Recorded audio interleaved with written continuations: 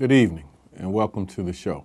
This is the First Amendment, historically speaking, and I will be your host. My name is Frederick Douglass Dixon. I would like to thank again UPTV and all the laborers for allowing us to come before you and forward esoteric information and in general to be here to make sure that with UPTV they allow us the freedom and the access to reach the masses of people. This being one particular slice of what we know to be Black History Month, we want to continue in the vein to forward esoteric individuals, those who have not received what we call a lot of publicity, or more specifically notoriety, and for the things that they've done. So the aim is to always expose. The aim is to always bring new information by collectively understanding our past so that we can participate intelligently in our future. So today we want to speak of a person, a man that lived, who is consistently being written out of history for more than one reason, but consistently being looked to and misunderstood, and for the most part, not really able to forward information. And for particular reasons, he has been, if only eliminated, if not erased from the history books. And this particular person that we speak of is the Most Honorable Elijah Muhammad. The Most Honorable Elijah Muhammad was indeed a historic figure, and I think that is very minimal when we talk about what it is that he left behind. So we are always taught never to judge a person, but as individuals we do. We judge people, as humans we judge people all the time. And if today we can set a parameter for the idea of how we will judge this particular person, then you have to judge people from where they started, where they ended, and what they left behind. That being the case, ip post facto, what happened before, during this particular period, and ex post facto, what happened directly prior. So when we talk about the Most Honorable Elijah Muhammad, we talk about a historic figure who has, over the years, left a blueprint, left a imagination, left a vicinity of individuals who have, over the years, transformed themselves. So the Most Honorable Elijah Muhammad, his birth was 1897, Sandersville, Georgia, a very small town. And I just so happened to have the privilege to travel there a couple summers ago, and to make sure that as a historian, to get the story correct, lots of times to absorb the information you have to travel. So being blessed enough to travel to Sandersville, Georgia, to go to this particular place that produced the Most Honorable Elijah Muhammad was indeed mandated, and it was indeed a blessing. So to understand the Most Honorable Elijah Muhammad, we have to look to where he was born, when he was born, the social atmosphere during that time, and the parents and the family. So when we look to the Most Honorable Elijah Muhammad, we need to understand that he was a sharecropper. His parents were sharecroppers, just as we said, 1897, just years up from slavery. But he was the son of a preacher. So now we understand the things that go on in a household when you live with someone who has these particular set of skills as a person. You begin to absorb these particular skills. So the Most Honorable Elijah Muhammad was indeed the son of a preacher who was a very gifted, charismatic preacher, but one who understood the people that lived around him. So all of these skills begin to be absorbed by the Most Honorable Elijah Muhammad at a very young age. So when we talk about the beginnings of the Nation of Islam, because I haven't been clear enough, the Most Honorable Elijah Muhammad is, in history, the leader of the Nation of Islam. His particular thought took the Nation of Islam from a very early infancy stage to what we know as perhaps the height of the whole entire Black Muslim movement at that particular time. So the Most Honorable Elijah Muhammad, his particular thoughts, and they start at a very young age, and he moves as an adult young man with 7 children. He moves from Sandersville, Georgia to Detroit. So this was not uncommon. It was not uncommon at this particular time in waves of the Great Migration for people to leave the Deep South and come north to look for better employment, better housing, and better social situations. So if we go back to the most Honorable Elijah Muhammad's birth date, 1897, he was indeed in Georgia. Georgia has historically produced some of the most atrocious numbers for the idea of lynching. He lived through that. He lived through the fear of lynching. He lived through the idea of Jim Crow laws, segregation. So he was one that was truly attuned to the Southern way of life. So the most Honorable Elijah Muhammad travels to Detroit, and as a very wise man, he gets a job in the auto industry like most folks did during those particular times. Now, we know very close as we go historically on the timeline that there was a huge, what we know now to be a Black Friday and the Great Depression. He lived through that as well. So right around 1930, more specifically, July 4th, 1930, there was a man who came to Detroit. His name at that particular time was Wallace F. Farrar, or what we know as W.F. Muhammad. This was in turn the most Honorable Elijah Muhammad's teacher. Now, he came from, folks say, different parts of the world, but we know he came from the holy city of Mecca. And this was a man who, upon his appearance, looked to be a European man.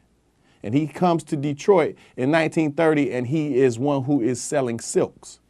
But the thing with Master Fard Muhammad, he came with a message. He came with and began to transform the idea of what Islam would be here in the West, as well as, more specifically, the raising of the black man, woman, and child through identity. So the most Honorable Elijah Muhammad, who we know went to hear Master Fard Muhammad speak in Detroit, but he was taken there by his wife, Mother Clara Muhammad.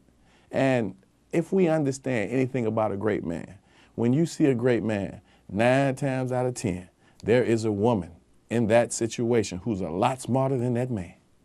And we understand that some of these things, as we look to them historically, they repeat themselves so very much they become scientific.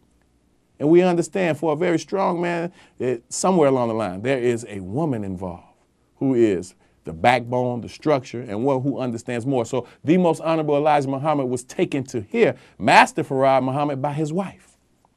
And when he actually meets Master Fard Muhammad, as the story is told, the most Honorable Elijah Muhammad, who at that time name was Robert Poole, spoke to Master Fard Muhammad and said, "I know exactly who you are," upon his seeing this man for the very first time, after hearing about him. So this man who brought silks to Detroit, he began to teach these particular people in Detroit, a very small group at first, that Islam was the way for them to resurrect themselves. And he taught them that the black man and woman was the original people on the planet. More specifically, he used the term aboriginal. When we look at the word original, that means the first. So absolutely did Master Fard Muhammad scientifically get this correct, because he talked about the black man and woman being the original people on the planet. He got that correct, indeed. All of the things that we have learned scientifically through Dr. Leake, both the Leakeys or Gregor Mendel and all of their expeditions continues to reverberate that indeed what we know now as Africa is the birthplace of what we know and the cradle of civilization. So Master Fard Muhammad begins to teach what would inject a self-identity to combat Jim Crow, to combat 30 years right directly after the transatlantic slave trade and the idea of having blacks to be subhuman. So now his information is becoming very important to raising a group of people. So on that day, Master Fard Muhammad meets Robert Poole, and he tells him, he said, "I know exactly who you are." And those who have said it time and time again have said that Master Fard Muhammad was indeed God in person. So I know for some of you all, this may seem very hard to believe. And maybe these are some of the reasons that the most Honorable Elijah Muhammad, as well as Master Fard Muhammad, have been removed from history, legally, systematically, and very much so on a regular basis. So how can we talk about these men and we look to them and we can look to the facts? More specifically, right around 1930, he begins to teach a group, and he gets to teach these particular people a reawakening of the black man and woman. So he begins to teach them some of the most basic skills. Scientifically speaking, he taught about the square mileage, the square footage, the idea of what it was that encompassed the earth. So he talked about there being 196,940,000 square miles on the planet Earth. That's scientific. He also talked about the circumference of the planet being 24,896 miles. That's scientific. The diameter, 7,926 miles. That is in deed itself scientific. He talked about the difference between the Earth and the difference between the sun and the earth being 93 million miles, and it rotates 1,037 and 1/3 degree per hour. These were the beginnings of the teachings of Master Fard Muhammad that the Most Honorable Elijah Muhammad became to absorb. He memorized these and he understood their importance. So as this movement begins to take off and become far more popular, there is a group of people who are very wise, who are now teachers, very professional people in the black community who are now listening to Master Fard Muhammad.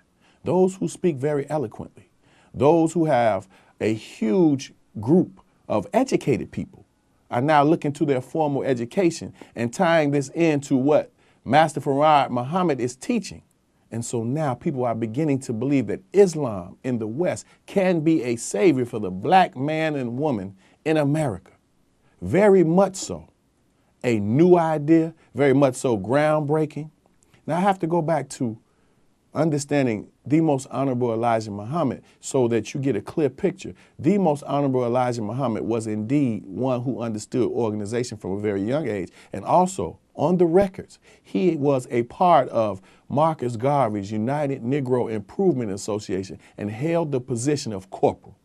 So when we understand and we go back through the history, he was taught by a preacher, the Bible, which was his father. He was taught by his siblings that he was very special. So they say that the Most Honorable Elijah Muhammad squashed and quelled problems, and as a younger sibling, for the older siblings, and lots of older people looked to him for advice. So this is indeed one particular aspect to show you a microcosmic view of how people thought about the Most Honorable Elijah Muhammad at an early age. So when there was time that Master Fard Muhammad was going to leave Detroit, he is now being harassed by the police because he became so very popular. And these teachings became so very popular that they became to be looked at as dangerous. So now if there's something that can unite the black man and woman in America in the 1930s to upraise them from their current situation and their abject subject and the way that they view themselves, then that indeed will be groundbreaking and historic. So Master Fard Muhammad is going to leave Detroit. And when he leaves Detroit, he appoints a successor. But before that, lots of folks thought that they should be the successor. And if anybody has any connection to any organization, there's always some sort of fight to the top. There's always some sort of wanting to be the next leader. And the Nation of Islam at a very early age was no different. So Master Fard Muhammad chose the Most Honorable Elijah Muhammad at the time to lead the Nation of Islam in his absence. Now, he was one who did not speak to the point of being a great orator. He had what folks would say is a very hard way to listen to him because of the way he spoke, which was never the issue with Master Fard Muhammad, because what he did was he chose him. And before he gets the name Elijah Muhammad, he takes and was given the name by Master Fard Muhammad as Young Kareem. So when we understand the progression of what happened, we need to be so very clear that the Nation of Islam at that time, after the departure of Master Fard Muhammad, is now on the FBI's watch list.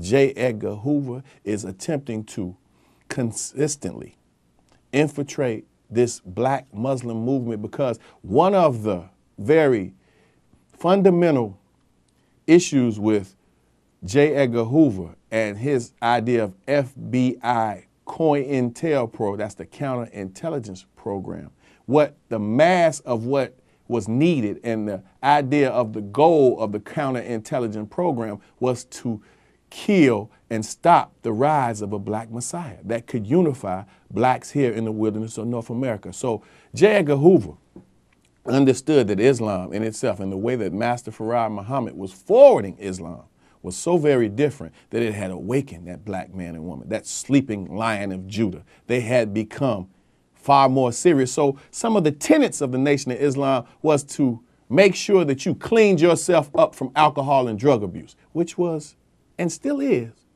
a hampering to any groups of people being successful.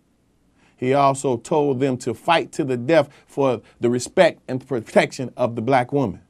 So now he's raising the morality of people who have been ex-convicts, people who have had no guidance. So he's looking to the bowels of society, and what he finds in the bowels of society is a messenger, the most honorable Elijah Muhammad.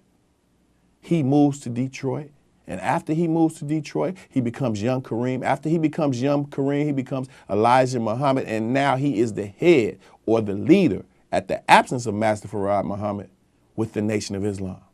So we begin to tie our area in, and what I mean by our area here in Urbana is we're only 2 hours outside of Chicago, so indeed Urbana is close enough to be called a part of Chicago in so many different ways, just geographically. So the most honorable Elijah Muhammad leaves Detroit under some very suspicious circumstances because of what's going on with the Nation of Islam, and he moves from the Temple number 1 in Detroit to Temple number 2 in Chicago. So now, the most honorable Elijah Muhammad is on the move. He is moving to Chicago. And Chicago right now is still the headquarters for the Nation of Islam. So these things are historically correct. Master Fard Muhammad has given his blessing and giving a message to the messenger to carry out. Now, as I explained to you earlier, this is turning heads. This is raising the morality of the black man and woman and giving them a sense of self-identity. He said that they were the original people, and he also said that those who had kept them captive during the transatlantic slave trade, those who created Jim Crow, segregation, and he said in general, white people were devils. Now, can you imagine that thought at that particular time? In the 1930s, to turn and say that the black man and woman was born of God and the exact opposite of those who are in control were the devils, blue-eyed devils, is what Master Fard Muhammad taught the most honorable Elijah Muhammad. This indeed, in turn, is shaking up America. And at that time, there was no room for black man to look to himself in other situations than what America had already proscribed for him. And that was the mud of civilization at the bottom of the societal totem pole. All of these things begin to transform with the idea of what Islam can do, dignify. So there were several episodes that I would like to talk about, and a half an hour just won't do. So this aim is to get you to look to the most honorable Elijah Muhammad in a different light, and make sure that you understand that you hear his name. So the youngest one who happens to be watching right now, this information is for you. So the youngest is the most important. You won't hear the Nation of Islam in school. You won't be taught Master Fard Muhammad, and you definitely will not be taught the most honorable Elijah Muhammad in formal education. So it is indeed our duty to make sure, and during Black History Month is more than apropos. So with the most honorable Elijah Muhammad moving to Chicago, he begins to set up temples. So now, temple number 2, he begins to open up schools that are teaching Islam, and indeed, he is being looked to as a troublemaker, a rebel rouser, when in all actuality, if raising the identity of the black man and woman is in trouble, if it causes chaos, then having them asleep as drunkards and homongers, and those who have no respect for their women and their children, and those who will be absentee fathers, then that makes America, and that turns the idea of what America really sees fit for the black man and woman. So Master Fard Muhammad's thoughts are multiplying and festering, and Chicago is a city. And if anybody knows Chicago, and now I can say this personally because I am from Chicago, I'm from the south side of Chicago. More specifically, if you've ever been there, I'm from the corner of 79th and Halsted. Lots of folks would call those corners cut and shoot. So if we understand what dignity does, if we understand what knowledge of self does, then it indeed raises the masses. And this was the charge of the messenger. So in 1942, during the draft, the Most Honorable Elijah Muhammad refuses to go to war. He refuses to be enlisted. So at 1942, the draft ceiling's age, meaning you too old to participate or be drafted, was 44. He was convicted of treason, well, not treason, sorry. He was convicted of evading the draft, and he was 45 at the time. So the teachings of the Most Honorable Elijah Muhammad are resonating so that the United States government has concocted a play and a plan to remove him. Well, he was removed in 1942, and he goes to a federal penitentiary in Wisconsin. Well, what happens in that federal penitentiary in Wisconsin, he begins to teach. He begins to convert. And everywhere he's going, he's converting that black man and woman. He's waking them up. He's bringing them dignity. He's raising them up from their bootstraps. He's making them a stand-up people. They go from 0 degrees of understanding to far to the point where they're 90 degrees, standing directly as men and women in society. So he's incarcerated for about 4 years, where he transforms so many people that the federal penitentiary finds it better for him to just leave the federal penitentiary. And he returns, but he does not return to Chicago right away. And during this time, Mother Clara Muhammad is in charge, and she is taking the role of a leader. So there we are again with that black woman and her understanding about what's important and the role that she played, along with the idea of standing as a beacon of light for those who look just like her. So during Black History Month, we need to make sure that we forward a different view than what we normally have. Going back to the Most Honorable Elijah Muhammad. Now, this groundswell of what Islam is in the West, this groundswell of what is done for the black man and woman continues to grow. So we can talk about some of the most famous students of the Most Honorable Elijah Muhammad. And the first person that we should discuss is our dear brother, Malcolm X. Malcolm X comes to the Nation of Islam through the information of his brother who had already converted. And Malcolm, while he's in prison, right around 1947, and when he comes out, he is one who has absorbed, accepted, and been trained with the teachings of the Most Honorable Elijah Muhammad. So at that time, Malcolm Little comes to Chicago directly from being in the federal penitentiary in Michigan. And he meets the Most Honorable Elijah Muhammad for the first time. And he understands that what he had been looking for, what he had been searching for, what it was that was missing in his life, he found in the Most Honorable Elijah Muhammad. Now, lots of folks have over the years, through the medium with the movie Malcolm X, through the naming of a college or through the naming of a boulevard, have come to accept Malcolm X as more than his teacher. Malcolm X as bigger than the Most Honorable Elijah Muhammad. Well, today, to set the record straight, we have to realize for us to be an intelligent group, we need to, when we look to a situation where teaching is involved with a teacher and a student, we need to pay far more attention to the teacher than we do the student. So whatever you think about Malcolm X, and for some of you all, you really believe that somehow along the line, Malcolm learned these things on his own. Absolutely incorrect. Malcolm was just but one student. Now, a dynamic student and a prize pupil, and what you see from Brother Malcolm over the years proves, but it only proves that he learned this from the Most Honorable Elijah Muhammad. So Malcolm begins to, in his absolute and resolute teachings of the Most Honorable Elijah Muhammad, he begins to set up mosques all over the United States. He begins to be recognized as an international figure. He begins to break down barriers. He begins to be accepted by Muslims in the East. And he was indeed a spokesperson for quite some time for the Most Honorable Elijah Muhammad. Now, we know some of the very unclear circumstances around Malcolm X's death is that he died at the hands of a Muslim. is that he was assassinated by the Nation of Islam. None of those things are true. Yes, he was assassinated, but to look to Malcolm's assassination, you have to look to the hand that the FBI and the United States government played in that particular assassination. There is no crucifixion without conspirators.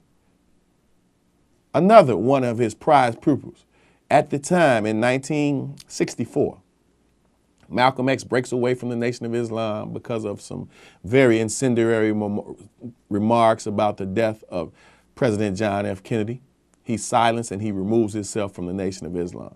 But at the time, he is a teacher of so many, and one of those teachers, one of those students that he taught was the heavyweight champ, Muhammad Ali, who upon winning the belt for the very first time, the very next day, he denounces his name, Cassius Clay, and given the name Muhammad Ali by the most honorable Elijah Muhammad. Now, the name Muhammad Ali comes from a scholar of Islam, an unbelievable scholar who's looked to as for his brilliance and what he left behind. So indeed, these particular men were raised by the most honorable Elijah Muhammad. None more so a prized pupil than the one that we have today, the living man, the Honorable Minister Louis Farrakhan, who was indeed a student of the most honorable Elijah Muhammad. He was indeed a student of Malcolm. He was indeed a friend of Muhammad Ali. And right now today, at 82 years old, he goes back in 1981 and rebuilds the Nation of Islam. What you know today and what you see today from the Honorable Minister Louis Farrakhan was taught to him by the messenger, the most honorable Elijah Muhammad. Now I know that some of these things have never been heard before by some of these people who are getting their hands on this information, and maybe it sounds diametrically opposed to what you know. But to get something you've never had, you have to do something that you've never done. This information will indeed open up a door for you to look at the Nation of Islam's historical value and an overarching thought. It will allow you to look at them a little differently. The idea is to expose. The idea during February, Black History Month, is to forward to you people who are being lessened, if not eliminated, from the history books. The most honorable Elijah Muhammad, if you are to judge him by what he accomplished, what he left behind. And what we mean by that is so many enterprises, so many restaurants, so many deals that he made with people who were of very much so importance in our civilization, how he traded with the president of Peru for fish during the 70s. But that was cut off by the Nixon administration and the Secretary of State at that time, Henry Kissinger. So this particular time that we have will not allow us to go much further, but hopefully someone who is amongst the living will be able to talk about these men, and those who will be educators will feel a little easier about talking about the brilliance of the most honorable Elijah Muhammad, his connection to Almighty God, and his ideas that were left behind. I understand fully the teachings of the most honorable Elijah Muhammad will uplift. I understand fully that it will dignify. I understand fully it will have you look to some of his publications, Message to the Black Man, The Fall of America, How to Eat, Parts 1 and 2, essential books, essential things that he's left behind. I say to all of you, for Black History Month, look to the most honorable Elijah Muhammad, research him, research the researcher, and you'll find not just a great man, you'll find a savior. You'll also find one who has continued to forward information that was needed to uplift the black man, woman, and child. Ladies and gentlemen, this information may in no means change your life, but because truth and you are so very important to me, I just thought you ought to know. I remain, with esteem and respect, Frederick Douglass Dixon, a distinguished man of color. Thank you to the most honorable Elijah Muhammad.